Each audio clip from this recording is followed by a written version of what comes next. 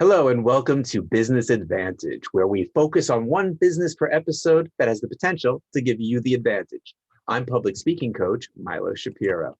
Have you ever inhaled something that just smells good and then you just feel better afterwards? It might be more than just a feeling. You might have done something that was actually healing for you. Well, what if we could do that on purpose with specific intentions? And what if that simple, pleasant process could keep you off medicine? Today, we're going to talk about essential oils and one person whose life was changed by them. Our guest has a master's in health psychology and has worked in research in UCSD, ASU, and USC Medical School. She is passionate about health and helping others live a vibrant life.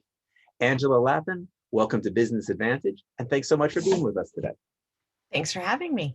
So I know from our phone conversations that you had a background in research and health psychology. How did that lead you to showing people how to use essential oils for natural health care? Well, I've always been interested in health, which is how I ended up in health psychology. And as I was doing it and just in my own life, getting more interested in natural health, learning as I read more and more medical research, which you do a lot of in health psychology, and learning, not only about the life-saving benefits of medication, which are great, and I'm grateful we have them when we need them, but also learning a lot more about the harmful side effects of them and drug interactions and how many deaths each year are caused by medications, and just how I really got interested in the psychology of it as well, of how people really gave over the power of their own health to their doctors. The whole healthcare industry as it's practiced now, people really just depend that it doesn't matter what they do with their life. The doctor will take care of them. They'll give them some drug for this. They'll tell them that. Well, the doctor said so. Yeah. And that just really did not resonate with me. I feel strongly there's so much we can do for our own health with our sleep and our exercise and our nutrition. And as it turns out, as I learned much later, essential oils as well. So it was just sort of a continuation of the journey that I started in my late teens. And what appeals to you so much about the natural health solutions? I think it really is sort of two parts are really big for me. One is the empowering part, that people really can feel responsible for their own health and become a healer in their own home for themselves and their families. That if you really understand the natural tools that are available to you, you have access to those and can make a big difference on your health. And then also avoiding all the problems that come with overuse of pharmaceuticals. It's estimated that like 80% of doctor visits, including emergency room visits, are things that could be handled at home. Oh, wow. 80%. That's a really 80%. high number. You had said in a previous conversation with me, you felt that there was a gap between research and practice. Can you tell everyone more about that? Yeah, so that was one of the big eye-openers and why I left my graduate school program with just a master's. I was in a program that was a doctoral program to get my PhD, and I was being trained to be a researcher and a professor.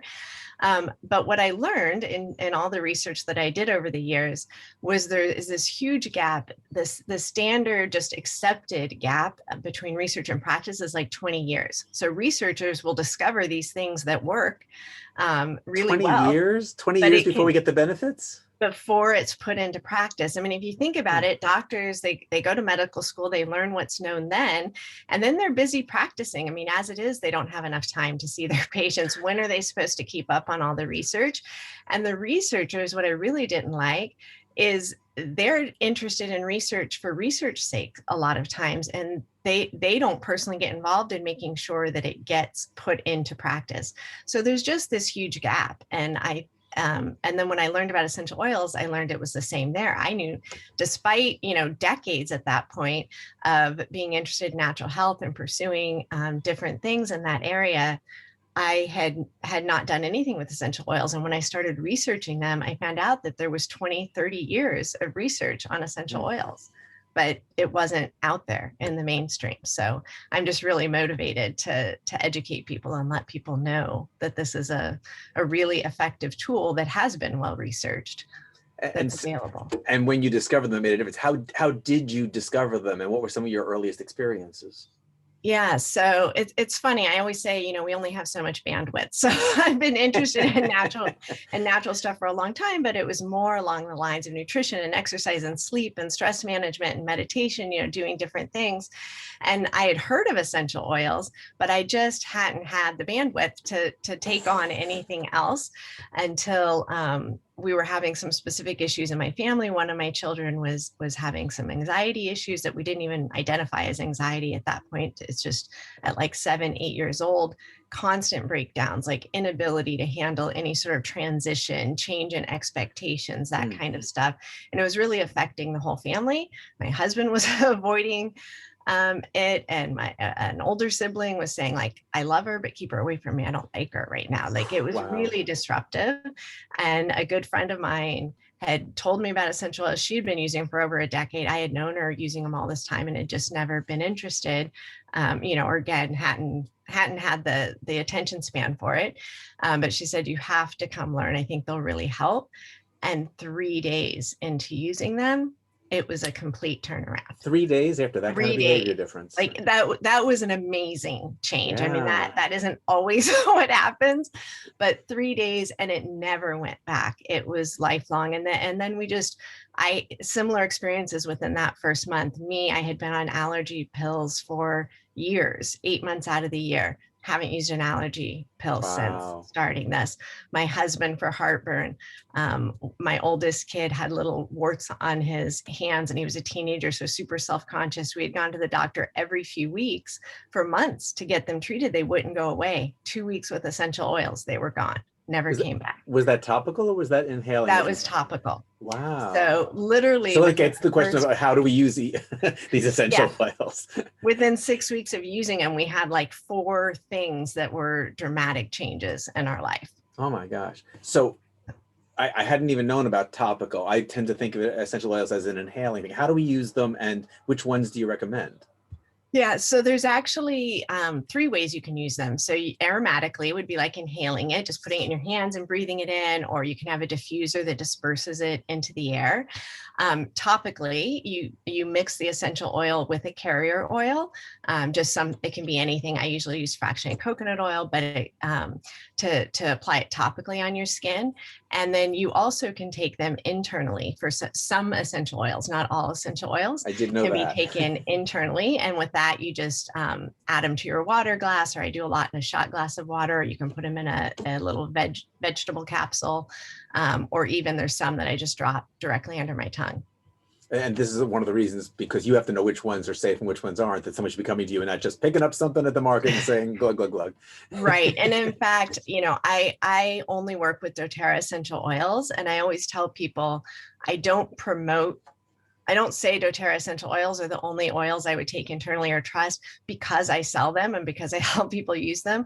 I sell them because they're the only ones I trust. Again, I am a researcher by training. And when I learned about essential oils, I did the research, and it turns out that most essential oils on the market are adulterated. They are mixed with contaminants, often synthetic ingredients, or even just different plant material to make a little bit go a long way, right? to make more money for the broker usually.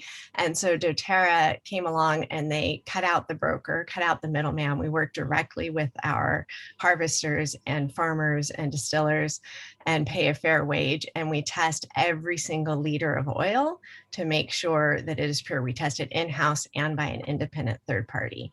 So I would only ingest doTERRA essential oils. And even then, not all are. If you think about what you eat and what you don't, right? Peppermint, we can eat peppermint leaves. So peppermint essential oil is ingestible, but you don't eat the bark of the cedar tree, right? So the cedarwood oil is not ingestible. And that's true of most tree oils. And I'm sure you're really clear with people as to how they should use them as you recommend one. I am. And the bottle actually will have a supplement facts label on it if it is safe for ingestion. You mentioned research in there. I did want to come back to that because I bet a lot of people think, well, I want to count on what my doctor says. I want something with the research. But what is the research on the effectiveness of essential oils? So it's pretty amazing. If you go to PubMed.gov, which is a very large database of all the published medical research, and you search the term essential oils, you'll actually get over 20,000 results. But that represents a wide variety of research, including a lot where they just isolate an individual chemical constituent from an essential oil, because really a lot of that research is being done with the hope that they can make a synthetic version of that, which is always cheaper, doesn't usually work as well, Right. and isolate it and put it into some medication that they can patent, because you can't patent, natural existing things. So when you look at what's actually been done on whole essential oils, it comes down to probably half that or less than half.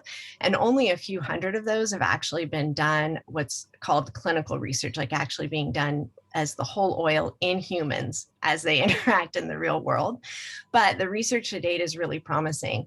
Essential oils have been shown to have anti-inflammatory effects, to aid in tissue repair, to have positive effects on anxiety, depression, to be effective in reducing pain, in reducing nausea. They also can kill a variety of microorganisms, things like fungus, bacteria, and viruses.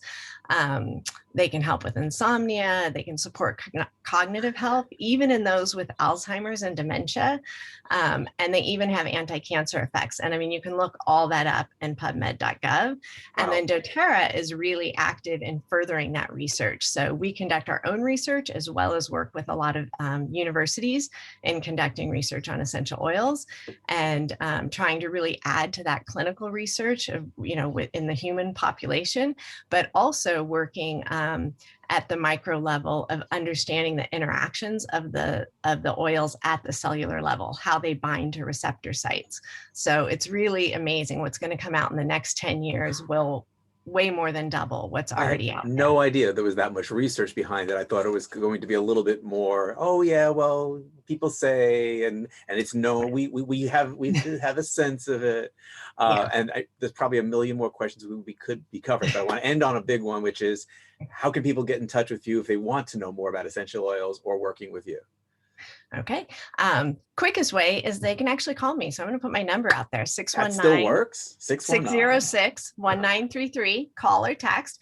But you can also check out my website, plantmagic.com, but it's spelled PLANTMAGYK, plantmagic.com, or Angela@plantmagic.com. Plant Magic, I'm going to respell that. Plant Magic, where the magic is MAGYK. That's it. All right, Angela, thanks so much for being with us today. Thank you so much for having me. Sure. If you'd like to be a guest on Business Advantage or see other episodes, visit businessadvantage.xyz. And if you'd like to learn more about improving your public speaking skills, visit the homepage for me, MiloShapiro.com. Till next time, I am Milo Shapiro, wishing you good health, good times, and good business.